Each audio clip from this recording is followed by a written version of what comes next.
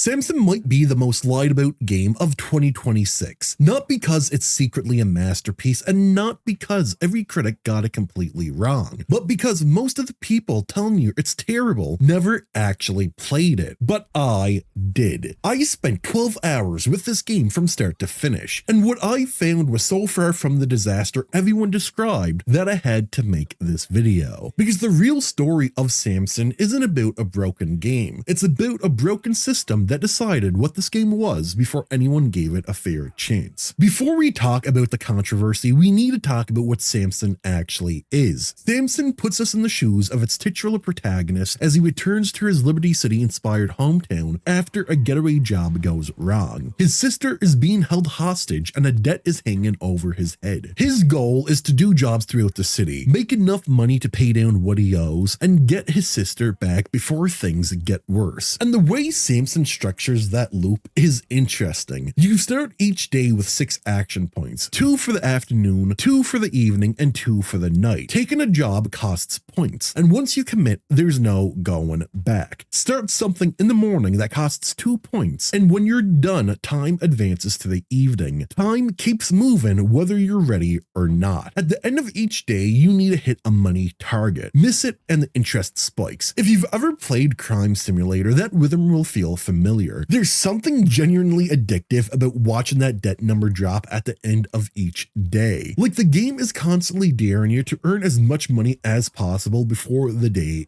ends. The jobs you'll find yourself doing are standard fare. They're nothing really special. You'll find yourself doing races, chasing down vehicles, and fighting thugs in the street. The fighting is really the highlight of this game. It can be unforgiving if you lean too hard on the parry mechanic, but once you understand how it actually works, it becomes oddly satisfying. But what holds Samson back is the lack of variety. You'll be doing the same 4 or 5 job objectives just in different locations. For someone who enjoys grinding, that's manageable. For someone who doesn't, this is going to get boring really fast. The main story starts after the first day, with Samson investigating a shooting. Eventually, this leads to him investigating more problems in his neighborhood that gradually unravels into a bigger conspiracy that tries to give the game more depth, but it just doesn't hit home. The main story just feels like an afterthought, and the performance issues reviewers complain about I never really experienced. Outside of a few stutters and one crash that forced a restart, I never experienced all that money. Now, I'm not going to pretend Samson is without problems, because it isn't. The controls have a learning curve that the game does nothing to help you with. It wasn't until 2 hours in that I discovered there was a button for side ramming vehicles. The game tells you about this every time you get in a car, but you only have around 5 seconds to actually look at the controls on screen before they disappear, which made the vehicle combat very frustrating for the first few hours. And the repetitive jobs are a real issue for anyone who doesn't enjoy grinding, and not everyone does. That is a completely fair criticism. But here's what I keep coming back to. Despite these issues, this game is definitely not the worst game of 2026. So why are people calling it that? Well, you can thank YouTube. Some bigger creators weren't fans of Samson and made their opinions known, and that's completely fine. Everyone is entitled to their perspective. The problem is what happens next. Smaller channels see an opportunity. A big creator just covered Samson. Their audience is already searching for more content about it. So those smaller channels rush to make their own videos echoing the same criticism, amplifying the same narrative, not because they've spent serious time with the game, but because they want a piece of that audience. And suddenly, a flawed but decent indie game becomes the worst game of 2026. Not because it earned that title, but because the algorithm loves the hate engine. Search Samson on YouTube right now and count how many of those videos actually engaged with the game seriously. How many went in with an open mind? How many played it for more than an hour before forming their opinion? Not many. And that matters.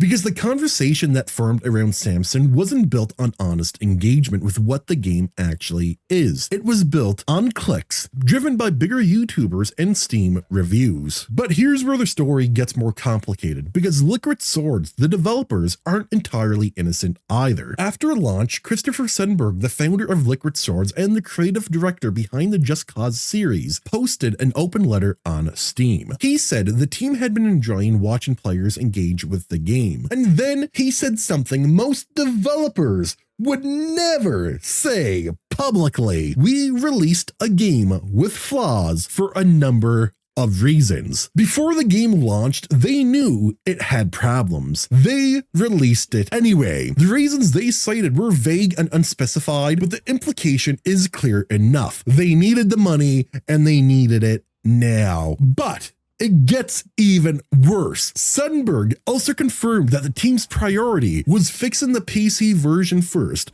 before the game eventually makes its way to console. Think about what that means. PC players paid $30 to serve as unpaid quality testers for the console release. Every bug they reported, every crash they endured, every control issue they struggled through, all of that feedback is going to produce a more polished experience for console players who haven't spent a single dollar yet. That's not them releasing a game and then realizing, oh shit, this is broken. This is them deliberately releasing a broken game because they needed money and they needed beta testers. And before anyone says this is just Liquid Swords being uniquely cynical, it isn't. This is a standard practice in the modern gaming industry. Cyberpunk 2077, Anthem, Battlefield 2042, studios release games they know are not ready, collect the launch revenue, and slowly patch them into an acceptable state while the players who bought it on day one deal with the fallout. What makes Samson different, what makes this case uniquely worth examining, is that Liquid Swords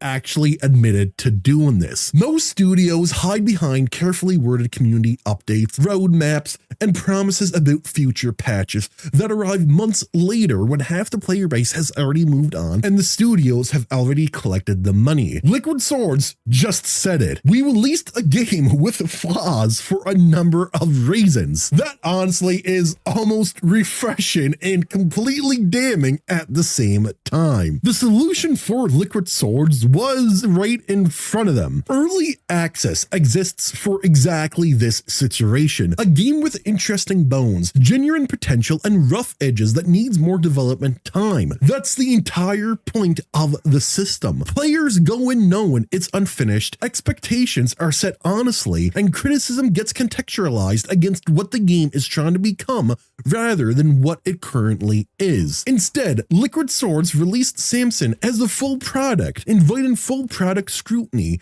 and then used their own player base as beta testers. Samson is not the worst game of 2026. It isn't even close. Is it perfect? No. The story isn't really engaging and it's quite forgettable. The jobs are repetitive and the controls have a learning curve that the game barely explains. These are real problems worth acknowledging, but they're the problems of an ambitious indie game that was released before it was fully ready, not the problems of a fundamentally broken experience. The people calling it the worst game of 2026 either never would have enjoyed this type of game to begin with, or they only played an hour, couldn't figure out the controls, and gave up before the game had a chance to show them what it actually was. Neither of those things is a fair verdict. Samson deserved a chance that the hate engine never gave it, and Liquid Swords does deserve to be called out, not for making a bad game, but for knowingly shipping an unfinished one and using their players to test the product for the console release. This is not unique to Samson. This is just the first time a developer was honest enough to admit it. I'm curious to see where Samson goes from here,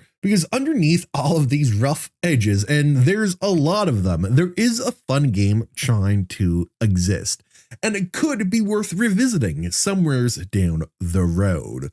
But I have a very important question for you. Do you think that I am being too generous, or do you think that all of this hate is as overblown as I do? Let me know in the comments below. And if you like this kind of video, consider subscribing.